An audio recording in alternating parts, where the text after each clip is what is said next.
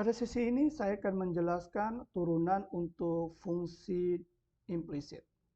Nah, di mana untuk turunan fungsi implisit ini untuk contoh soalnya sangat lebih rumit ya daripada fungsi eksplisit ya. Yang sebelumnya soal-soal sebelumnya kita bahas itu adalah fungsi eksplisit di mana sumbu y dan sumbu x terpisah dalam ruas yang berbeda ya. Nah, untuk ini kita misalkan kalau seandainya nanti fungsi implisitnya adalah di mana x dan y itu dalam satu ruas yang sama, bahkan ada perkalian antara x dan y di dalam ruas itu.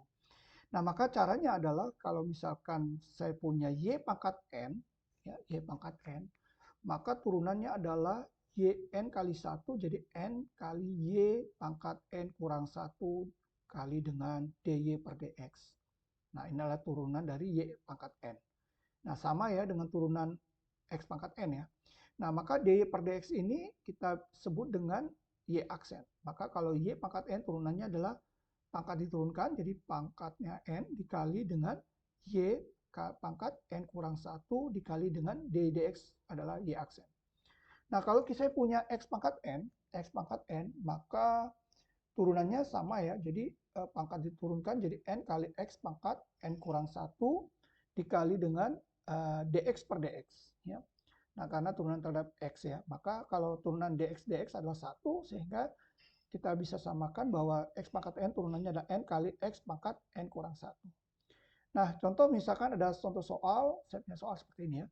Jadi kalau y kuadrat kurang f kuadrat kali y tambah x pangkat 3 sama dengan 0. Nah, di mana ini adalah suatu fungsi implisit ya, di mana x dan y ini jadi satu di ruas yang sama dan adanya adalah perkalian antara ruas x dan y. Jadi antara variabel y dan x ini tidak bisa kita pisahkan, agak rumit, maka ini kita bisa sebut dengan suatu fungsi implisit. Nah, beda dengan soal-soal yang sebelumnya kita bahas adalah fungsi eksplisitnya. Nah, untuk mengerjakan soal ini, kita ingat bahwa ini adalah kita punya ada y pangkat n dan x pangkat n. Maka ini kalau turunan y kuadrat adalah, maka turunan adalah, ini n-nya adalah 2. Berarti 2 kali 1, 2. Berarti 2 kali y pangkat. Nah, 2 kurang 1 adalah 1. Jadi y, 2y. Ya. Kemudian dikali, jangan lupa dengan y aksen. Atau kita sebut dengan dy dx.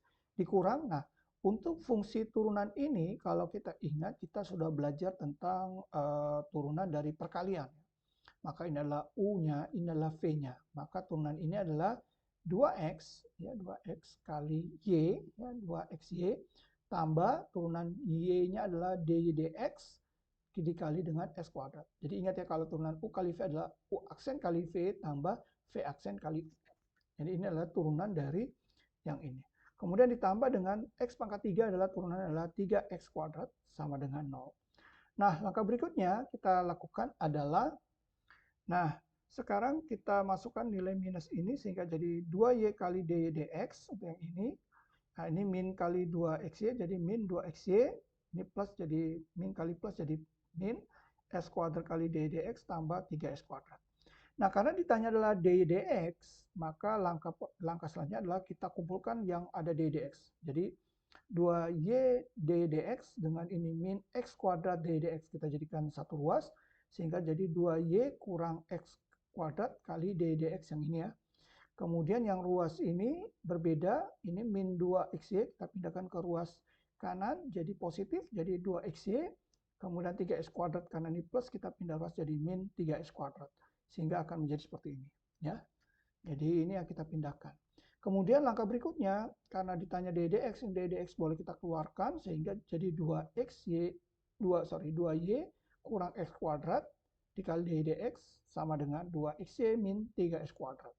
Nah, maka kalau ditanya ddx, maka jadi 2xy min 3s kuadrat dibagi dengan 2y kurang dari x kuadrat.